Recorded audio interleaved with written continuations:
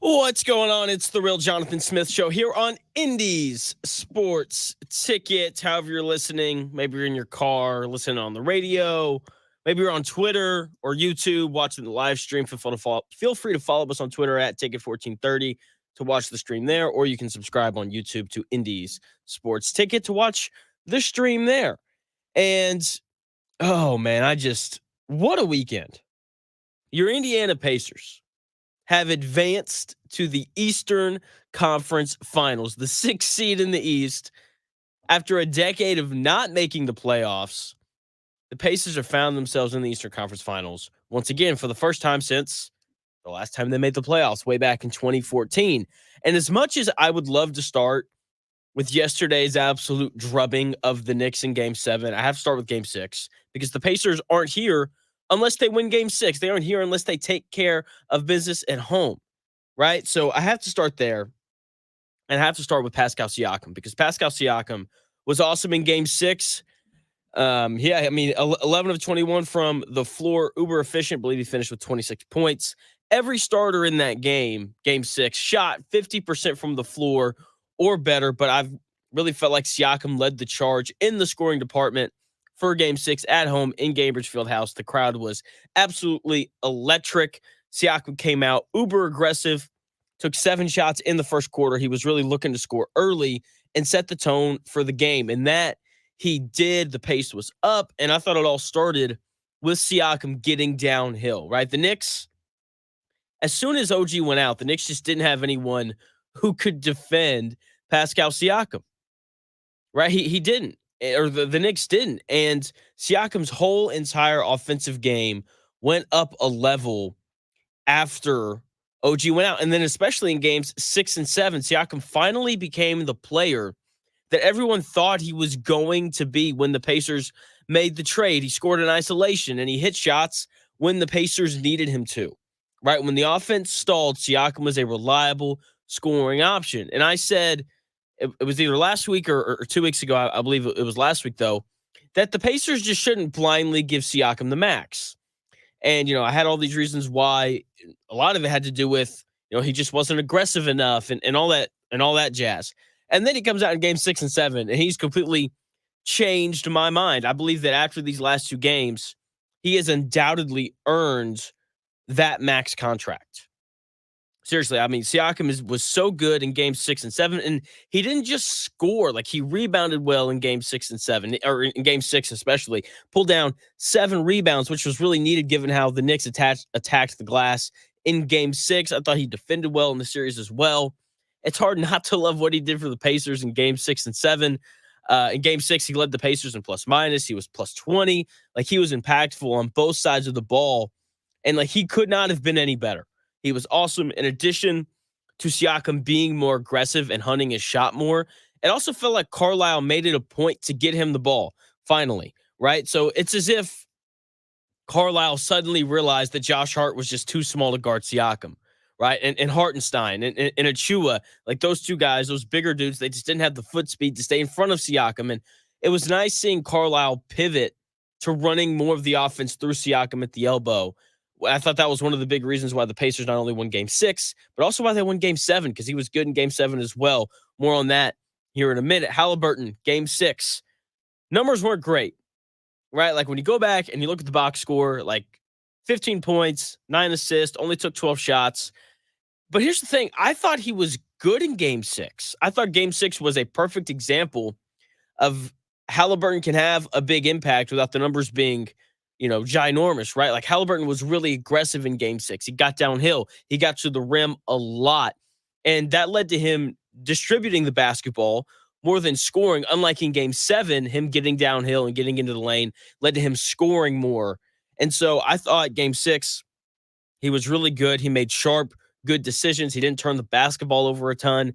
And when people call for Halliburton to be aggressive, Game 6 and 7, like, that's what it looks like, right? I played audio on Friday where he talked about this. He's like, me being aggressive is not taking 30 shots. It's just getting 2 feet in the paint. And that's what he did. And, Halliburton can have these stretches where he settles for these step back threes, or he'll just pound the air out of the ball and then pass it with like 10 seconds left on the shot clock.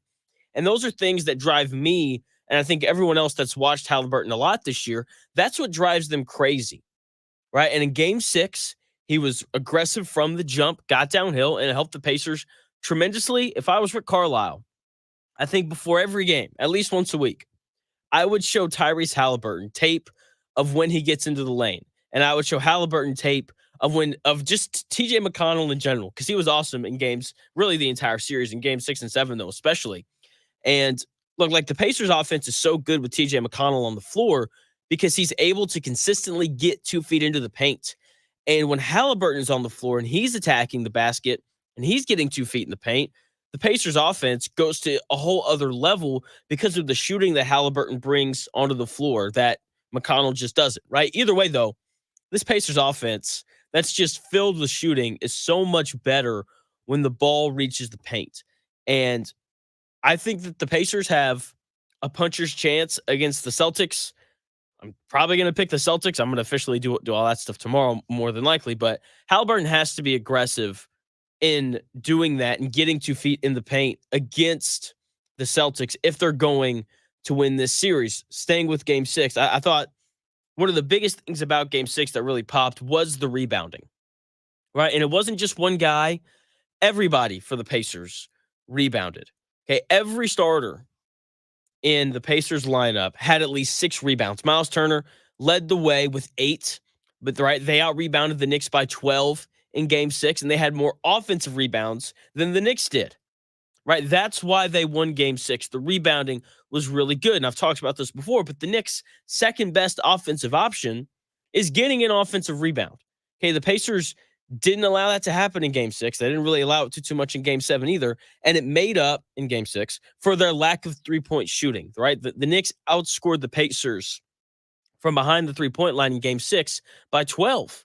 Okay, if the Pacers hadn't rebounded the way that they did, then they would not have won that game. They wouldn't have forced a game 7, and we wouldn't be celebrating the way that we are right now. The other thing that allowed the Pacers to win game 6 was the great defense from Nesmith and McConnell on Brunson. Okay, Brunson, yes, he finished with 31 points, but he was 11 of 26 from the field. Okay, and as I've said this entire series, Brunson is going to score. Everybody knows it. Okay, he's been arguably the best player in the playoffs, or he was before they lost in game 7 and he broke his hand. Like before that, he had arguably been the best player in the playoffs. And look, when you're playing a guy that good, then like he's going to score. You just have to make it hard on him. And Nesmith and McConnell did that. I thought their ball pressure was impressive, and the bigs for the Pacers protected the rim. Miles Turner had 2 blocks. He did a good job of rotating on time. Isaiah Jackson off the bench in game 6 was good too. 3 blocks in 12 minutes. Like the defense in game 6 was every bit as impressive as Siakam was in dominating his matchup, and Halliburton, and like the team rebounding was great. Like game 6 was very much a team effort, and I think it fully encapsulates who this Pacers team has been all year. It's not all on Halliburton. It's not all on Siakam. They just have played really well together. Game 6, I think, summed that up very well, and game 7 most definitely did. Right now, all of game 6, that quickly needed to be addressed before we got into game 7, which is the thing that we're all juiced about. Okay, the result of yesterday's game, I think, surprised everybody. Okay, and I don't mean that it's surprising in the fact that the Pacers won. I'm sure that there's some people out there who picked the Pacers to win. I know that my guy, Zach Gray, did. It was more surprising just the way that they won. They went into Madison Square Garden and won by 21. They scored 130 points. No one expected that. They shot 67% from the field, setting a playoff record for team field goal percentage. No one expected that, right? And that game, that offensive performance is why the Celtics should be scared to play the Pacers. Like that's the thing that's terrifying about playing this team from Indianapolis. They can just score, right? And before I get to game 7 as a whole, here is Pacers head coach Rick Carlisle on the Pacers making history. Well, first, I want to congratulate Knicks on a great season. I think pound for pound, there's no better coach in this league than Tibbs. And what he got out of that team was amazing. And so the competitive level in this series was through the roof. We played a great game tonight, but whatever we threw at them, they kept coming. They kept coming. The crowd was unbelievable, and I just told our team, when you win a Game 7 in Madison Square Garden, you've made history. It's very, very difficult to do. This is the most raucous crowd in the NBA that I've seen, and we're going to Boston, and Boston's up there too. But today this was really, really, really loud. So, congrats to our guys. They won this game and really won the series with just a lot of competitive class. They really supported one another. Things get very difficult. Our guys stuck together. We're not all perfect players or perfect coaches, but this group really, when things get tough, got tough today, they just problem solved their way through it and really kept the energy from within. So I'm really happy for them. That was Pacers head coach Rick Carlisle on how they won Game 7, problem solving and staying together. This team has been resilient all season, coming back from losses and just responding. It felt like every time the Knicks would go on a run, they cut it down to 7 at one point, and then you blinked and the Pacers were back up by 15. Just they responded every time that the Knicks made a run. Seems like they were I don't think that the Pacers have lost back-to-back games in the playoffs. I think that they've responded after every loss with a win. They've just played really well. This team's very resilient, and they've been a lot of fun to watch because of it. Now let's get into this game. We are not going to start with the thing that really pops out. Okay, the offense, obviously for the Pacers, shooting 67% from the floor as a team, shooting 54% from three. That is obviously the thing that people are going to talk about. And trust me, I'm going to, but I have to talk about the defense first. The Pacers generated nothing but open looks on the offensive end all game, and they didn't miss them, right? That, I think that was the most impressive thing about this offensive performance. This didn't feel fluky, right? It wasn't like Halliburton was hitting step back threes over two guys, and it wasn't like Siakam was finishing over two defenders every time that he went to the rim, and nothing like that happened. Every shot that the Pacers made was open. They just generated good looks consistently, while the Knicks didn't do that. They didn't. They did a great job of making life hard, not only on Jalen Brunson, but on the Knicks as a whole. And while people are going to point to the offense, the Pacers won this game because of their defense. And this point is not lost on Rick Carlisle. He was asked a question about Andrew Nembhard, and he cuts the reporter off, and he's like, I don't want to talk about how many shots Andrew Nembhard made. I want to talk about the defense that my team played, because that's why we won this game. Here's Pacers head coach Rick Carlisle on the defensive performance in Game 7. Yeah, look, I know we shot well, but we beat them on the boards, and at halftime we had one more loose ball than they did. So, this team was very, very much maligned for its defense early in the year, and they have flipped the script. I mean, they won this series with grit and guts and physical play, and compressing 94 feet, and that's how we beat Milwaukee too. And so you got to give these guys a lot of credit for, not a total change, but a very significant change in the attitude toward defense, the defiance about the importance of defense, and what they did today. And look, I don't want to make things about shot making. I mean, if you're right and you're defending the right way and your heart's in the right place, you're gonna make shots. That was Pacers head coach Rick Carlisle on the defense. And he's exactly right. The Pacers did not win this game because of the offense. They didn't win this game because Brunson got hurt, right? They were wiping the floor with the Knicks before Jalen Brunson got hurt. And Brunson himself was struggling. Aaron Nesmith and TJ McConnell once again defended Jalen Brunson so well, right? And early in the game, Nesmith, he picked up a foul, I think, less than 2 minutes into it. And so Rick Carlisle switches the matchup. He puts Nembhard on Brunson. And Nembhard did the best job he's done all series of defending Jalen Brunson, right? It was really impressive. And just like in Game 6, the Pacers made life hard on Jalen Brunson. He was 6 of 17 from the floor and only and only scored 17 points in 29 minutes. Oh, that's not good.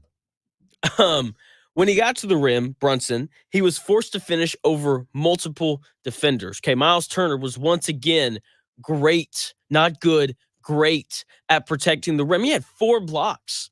That to me has been one of the biggest differences in these playoffs. It hasn't just been, the defense as a whole from the Pacers. It hasn't been, the shot making, which was obviously great in game 7. It was good in game 6, but it's been Miles Turner's reemergence as a good rim protector, right? Because he's been the block king in the NBA 2 times. Felt like he kind of digressed a little bit on the defensive side of the ball, and now we've gotten back into the playoffs, and he's had some really good defensive games, right? Like I said, he had 4 blocks. I thought his rotations were good and timely. He contested a lot of shots at the rim, and he once again just did a great job of anchoring this Pacers defense, right? And as great as this Pacers offense was, the defense was just as good. They contested every shot. The Knicks didn't get they didn't get many easy buckets. Okay, the Pacers did a good job of keeping them off the offensive glass. They limited them to 9 offensive rebounds. It was impressive, and that is ultimately why the Pacers won this game. Okay, the offensive performance was great, but if they just had a normal Pacers offensive game, they would have won this game by double digits because the defense was that good. They held the Knicks to 42% shooting from the field. They couldn't have defended any better than what they did. Okay, they did. We will continue talking game 7 here later on in the show. I've got Zach Hicks coming up on the other side here. We are going to talk Colts. We're going to talk about the schedule a little bit, but then we're going to talk OTAs. And the big storylines going into that is there going to be a young player for the Colts that's going to emerge this year, like Tyrese Halliburton has. We're going to get into that with Zach Hicks of Locked On Colts here in about 4 minutes.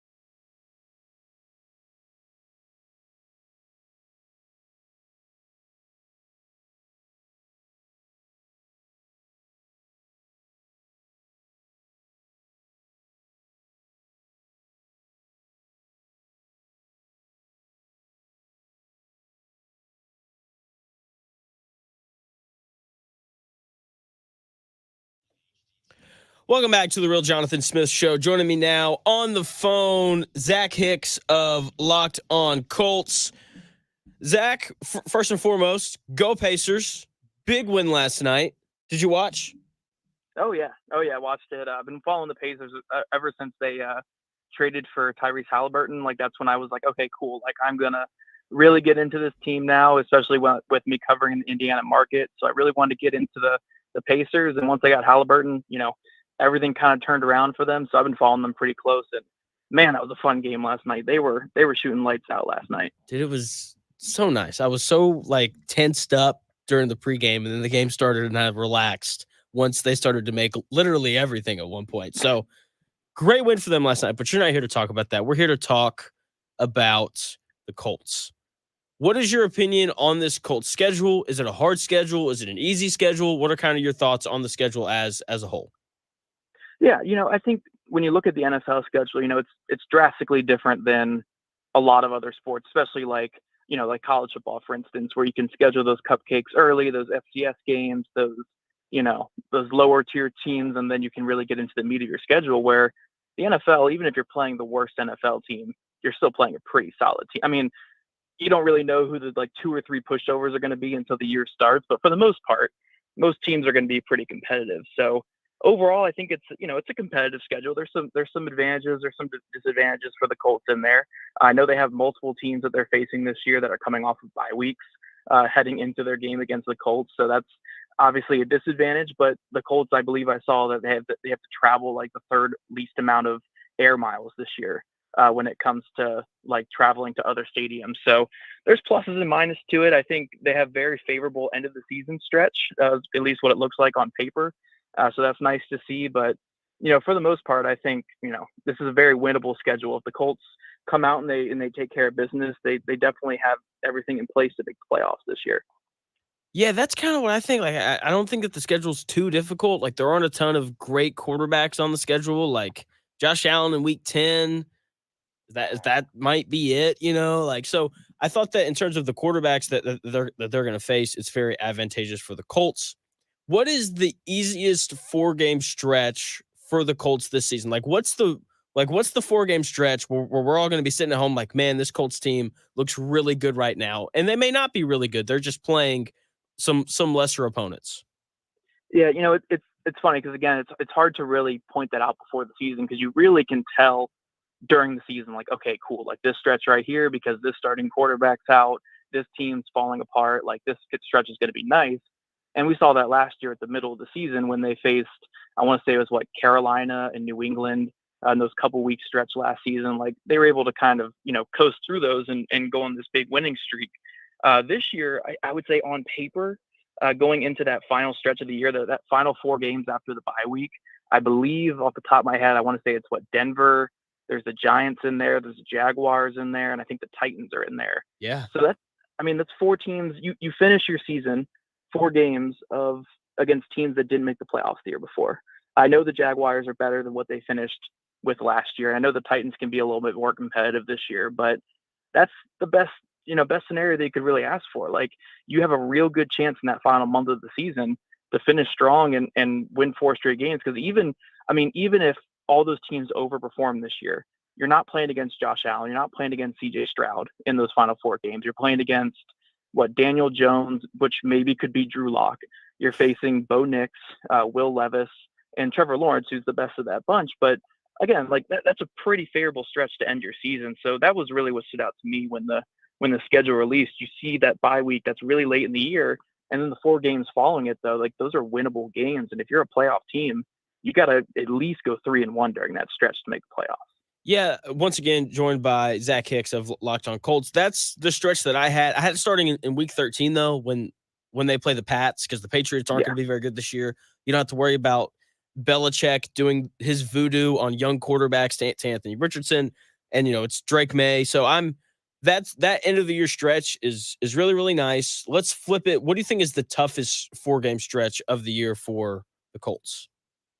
It's really that middle of the year stretch. I think we're gonna really determine what kind of team this is. You could really pick out 4 games anywhere in there. I know the Vikings are just slapped in the middle there, so it kind of throws it off a bit. But I believe, again, off the top of my head, they have like the Dolphins in there. They have the Texans again in there. They got the Bills, the Lions in there. Like it's a tough middle of the season stretch for them. And that Vikings game is not going to be a pushover with Brian Flores as their defensive coordinator. Oh, So no. I think that middle of the season stretch when they're playing against, the top quarterbacks and the top offenses that they're going to face all year, it could be a track meet in a lot of those games. So for me, when I really look at this Colts schedule, like they got to start strong and they got to finish strong and then just survive that middle stretch. Like it doesn't need to be, you don't have to go 5-1 down the middle of the season. I mean, it would be awesome if you did, but if you can just survive that, hit around 500 on those games against top tier teams and really control the beginning and the end of your schedule this year, you're a playoff team. That's kind of the route to take for the Colts this upcoming season. But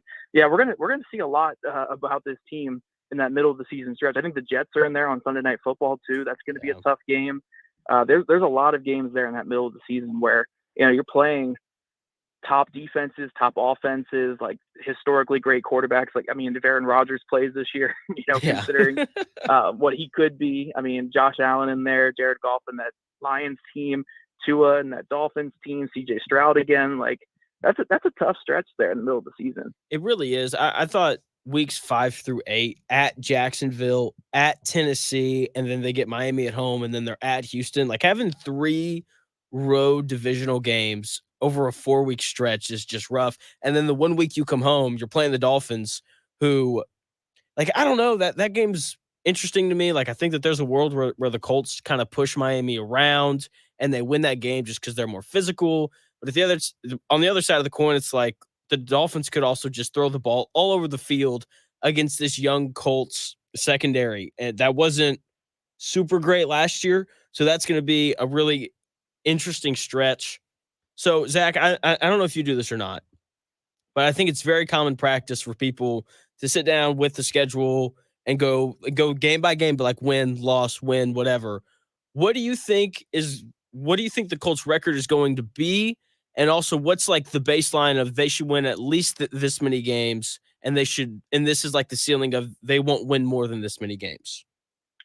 Yeah, again, it's tough with the NFL because things change so much from year to year, especially with defenses. Like the top defense from the year before can be a bottom tier defense the next year just because of the way that defenses are. But I think when I was looking at the schedule, I could easily come up with, and I know everyone does this with their teams, but like 10, 11 wins feels like the goal for this team this year. Like obviously you want to aim higher than that. You want to aim for the number 1 seed in the conference and 14 wins or whatever it is. But realistically, I think 10 to 11 sounds good to me when I'm looking at this team and health permitted. Obviously, everyone's staying healthy. I think they can realistically get maybe a little bit more than that, maybe like 12, 13 if things go perfect for this team. But things rarely do go perfect for any team, so it's hard to perfectly say that right now. But yeah, no, I think 10, 11 wins is a good projection for this team. They have their quarterback. They added weapons. The defense should be much better with Latu coming in. They've made some good adjustments. It's just, can these guys stay healthy? That's really the biggest thing because last year we didn't see that with this team. But yeah, I think, when I look at the schedule, I can easily pick out 10, 11 wins, even when you factor in the crazy losses that happen. Like they're not going to win at Jacksonville because they just never do. Yeah. So we know that's not happening. But besides that, they have 16 winnable games on there outside of that one. That's fair enough. Joined by Zach Hicks of Locked On Colts. That's about where I had him. For like the baseline is they should win at least 7 games. If things went as terrible as they could, I think that the baseline 7. I think the max is around 12, so I like them to win 10 or 11 games. That might be enough to win the division. I guess I guess we'll see. Do you like that the Colts are opening the season with the Texans at home? Or do you wish that they'd gotten like a non-divisional game to start?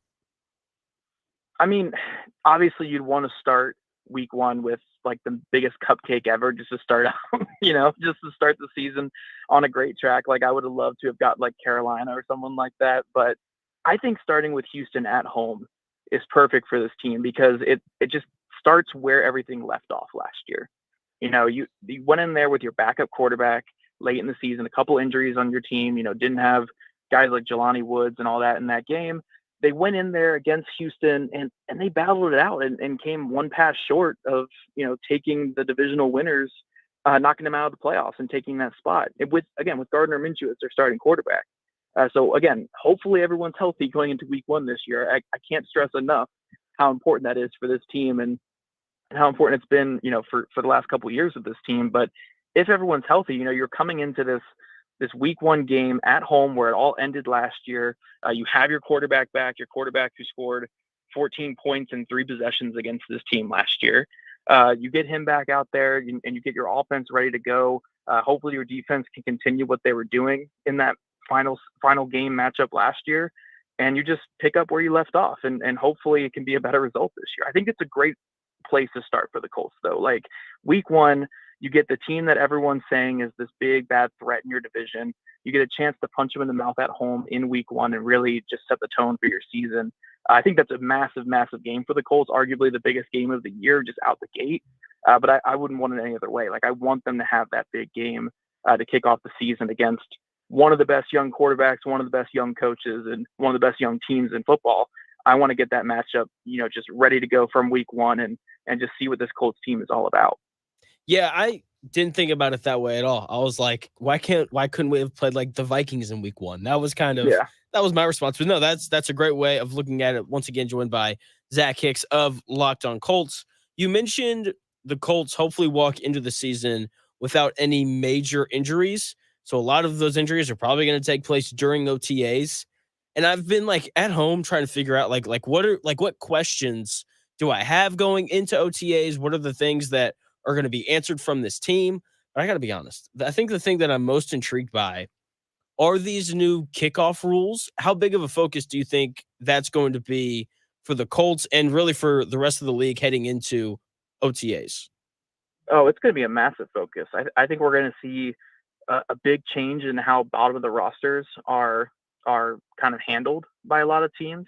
What we typically see with a lot of teams these last couple of years is keeping a lot of defensive backs and bottom of the roster wide receivers to, focus more on that gunner role or focus more on that speed, getting up the field as like a gunner and all those things on punt coverage. But now with punt coverage is so important. Like, don't get me wrong, but with another big aspect now being these kickoff rules where a lot of these returns are going to be like run plays. You're going to have to focus more on getting very fast defensive ends maybe on your roster, more linebackers on your roster maybe to combat that. And then inversely on the other side, maybe more tight ends that can block on those kickoff returns, or maybe more running backs that can return the ball back there. Like I know the Colts probably want Anthony Gould back there. Maybe you could still put Dallas Flowers or someone back there, but I'm assuming they're going to want Anthony Gould, but you're going to need someone who can block from him. You're going to need a backup to him, and maybe that's like an Evan Hull type or someone like that. So I think this just opens the door to so many different ways to build the roster now. Like, what good is a 190-pound corner who runs a 4.3 when these guys are starting 10 yards apart from each other and just lining up and hitting each other on these like designed run play kickoff returns? Like, you're not going to keep that 6'7" corner who just runs really fast as a gunner over a linebacker who can actually make things happen on those. So yeah, I'm with you. I think that's going to be the most fascinating aspect. We're going to see a lot of teams probably lean more linebacker heavy at the bottom of the roster, or maybe on the practice squad for like game day call-ups, just to kind of combat those new rules on kickoff returns. Yeah, that's all really, really interesting. I because that was kind of my thought process of are we going to see more linebackers, kind of just bigger kickoff and kick return units with the use of the tight ends and the linebackers. That's something I'm really intrigued by. Which player are you most interested in seeing how they perform during OTAs for the Colts? For me, it's Gould. I'm just super intrigued by him. He's kind of this gadgety, can do a lot of different things, kind of wide receiver. So that's the guy for me. Who's the guy for you where you're like, I want to see how this guy looks? Yeah, I think obviously all the rookies, I'm really excited to see them just because they're new. It's always fun seeing something new, and seeing these, guys like Adonai Mitchell, who we just haven't seen a receiver like that here in Indy in a long time, a guy who can move like that. I'm really excited to see what he looks like against this Colts secondary. But I'll go with the guy who was a rookie last year who tore his ACL early, and he's at a position that's really important for the Colts that they really don't have many answers for. And I'm going to say Daniel Scott. He was a day 3 pick last year for the Colts. Tore his ACL early in camp, so we really didn't get to see much of him, but really, really great athlete, versatile player who can do a lot of things on defense. And when you're looking at this Colts safety depth chart, like Nick Cross, we've kind of seen a little bit of him, and it hasn't been great. Like, it's been fine. It hasn't been great.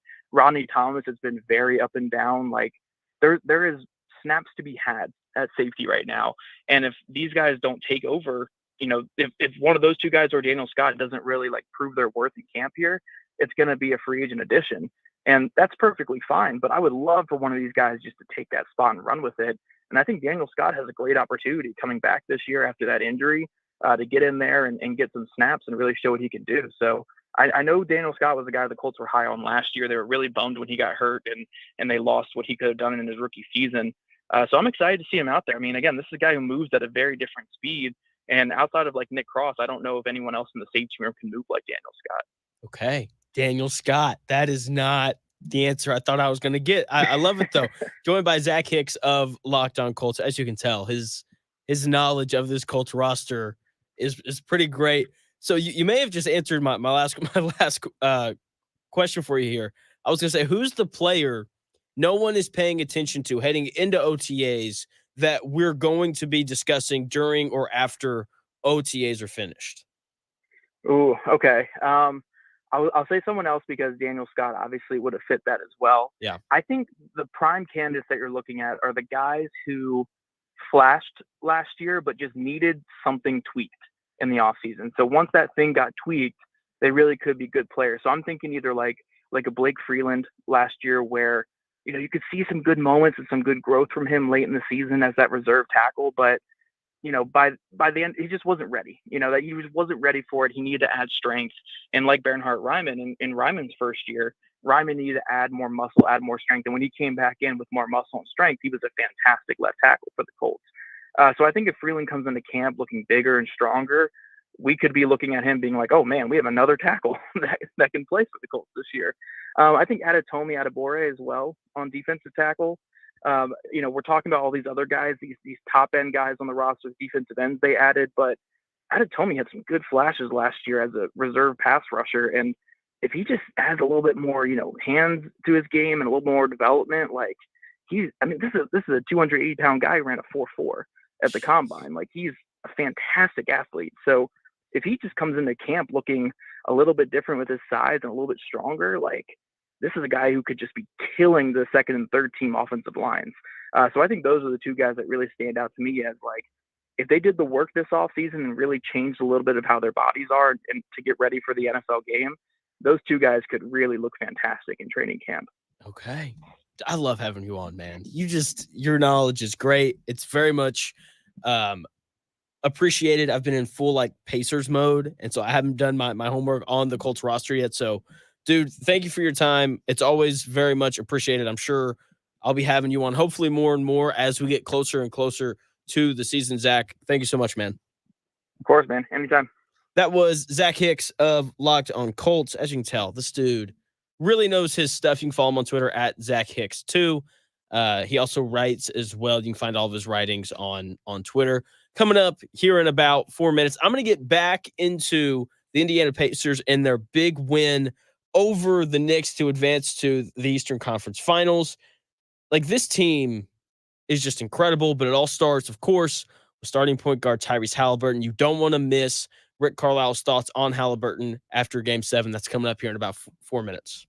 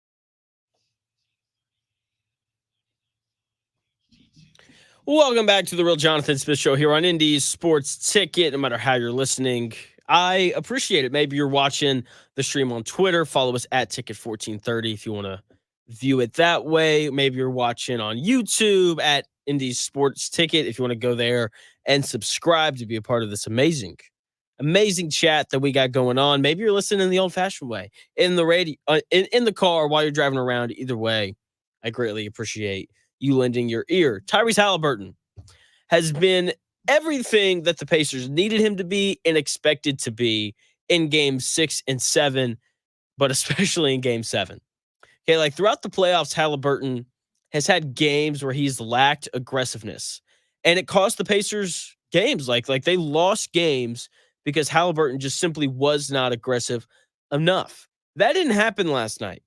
Halliburton was awesome. Okay, he consistently got 2 feet into the paint. He got into the paint 15 times per Jonathan Smith tracking stats, and every time he did, something good happened. Like he was nothing short of awesome. As I said, he was everything that the Pacers needed him to be. And here is Pacers head coach Rick Carlisle on Halliburton's performance in Game 7. Tyrese Halliburton is a great basketball player. He's a great point guard. If we need him to score 30, he can find a way to score 30. His job is to run the team. That's why he led the league in assists. Too much is made of his point totals from game to game.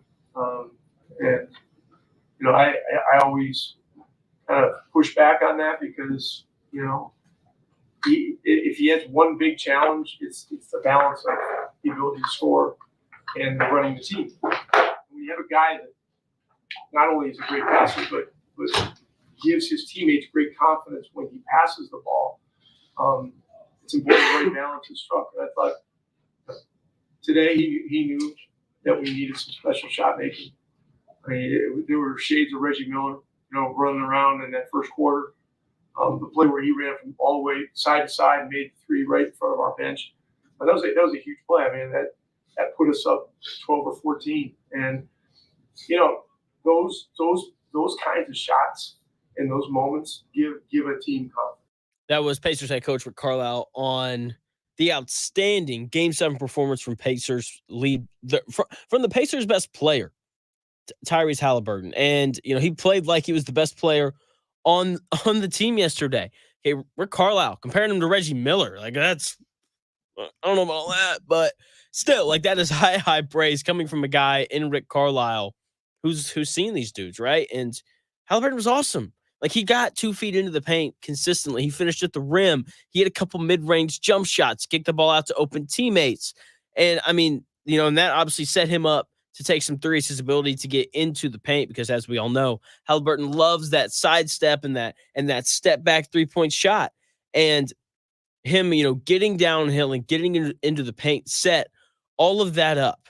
Okay, like it felt like he hit all of his threes. He didn't, obviously. He was 6 of 12 from 3. I love seeing him take 12 threes. I love it. He's too good of a shooter to not take volume threes. He ended up being 10 of 17 from the floor overall, right? He couldn't have played much better than what he did.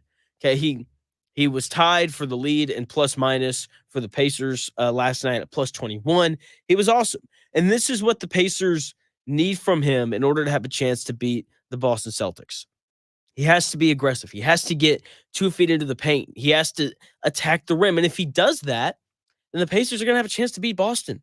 Okay, like I know Boston's this big, scary team, and they've got all these really good players, and they're deep and all these different things, but Pacers are great offensively. And when you're this good offensively, you can beat anybody. You can beat anybody when you score this many points and your offense is this efficient. Now, obviously, the Pacers offense isn't going to shoot 67% from the floor every game against Boston. That just won't happen.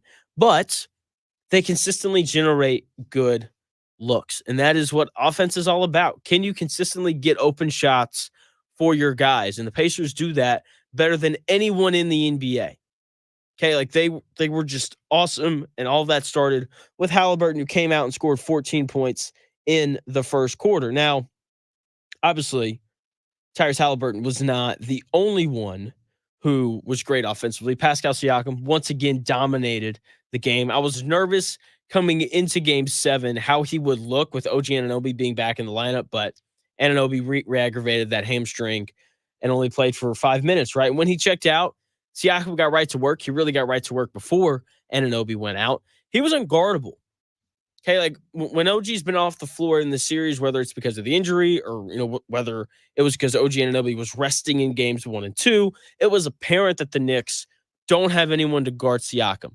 And the Pacers once again took advantage of that. The Knicks adjusted after game 6. They ran some more double teams at Siakam at some different times throughout the game. That allowed him to then show why he fits so well into this Pacers offense. Right? Because he's a very willing passer. And I thought he passed the ball out of the double team really well. And it led to some Pacers buckets. I thought Siakam was good defensively once again as well. He's not a great defender, right? Like he's not a great one-on-one, I'm going to stop the ball kind of guy, but he's always in the right spot. That's half the battle. From there, he gets his hands up to contest shots, and he's so long that he impacts them. Honestly, Tyrese Halliburton could learn how to do that. He would be a much better defender, right? But Siakam in these last 2 games completely proved why the Pacers traded for him. It proved why the Pacers are going to extend him and give him a whole lot of money over the summer. If they give him the max, I can't complain because the way that he's performed in these last 2 games is more than worthy of getting that max contract. Right now, Siakam, Halliburton, like I said, this was a full team performance from the Pacers last night. TJ McConnell, another player who's, I think he's earned an extension. Like he's going to get another contract in the NBA, given how he's not only performed in the regular season, but in the playoffs as well. McConnell has been arguably the most consistent player for the Pacers in these playoffs. It's him or Siakam, right? He's impacted the game on both ends of the floor better than any other Pacer throughout these playoffs. And it was on full display in game 7. He only scored 12 points. Felt like he scored a lot more than that. He also led the Pacers in assists with 7. He was 6 of 8 from the floor. I don't remember him missing those 2 shots. I got to be honest. He got whatever he wanted in this series because he could simply dribble wherever he wanted to go. Right? It was really impressive. And look, when he was open, when he was contested, it didn't matter. He just made shots, especially yesterday on the offensive end. Then defensively, he did a tremendous job on Brunson, right? McConnell is a tough, physical defender that doesn't let up. Okay, he's relentless the entire game, and he wore Brunson down throughout the series. Okay, like he's good to steal at least one inbound pass every game. Like that's just the way that it feels. And I thought one of the biggest sequences of the game last night came in the third quarter when the Knicks were down 10, right? Like they were kind of in that we're going to come back kind of phase of the third quarter. And then Nesmith, who also played great, gonna get to him here in a second. He also played great. He had a mid-range jumper to put them up 12. Then McConnell steals the inbound pass, bounce passes it to Aaron Nesmith, who then finishes, gets fouled, and won. The Pacers go back up by 15. Okay, and they controlled the game the rest of the way from there, right? Like there was this really weird tension point in the third quarter where the Knicks got it all the way down to 7, and the Pacers responded in a big way, and that was kind of the last effort of that response. Okay, McConnell's energy and his effort impacts every game that he plays in just a really positive manner, right? He does. He's incredible. I think every team wants a guy like him on their team. He's the perfect backup point guard, and he's a large part of why the Pacers are playing in the Eastern Conference Finals.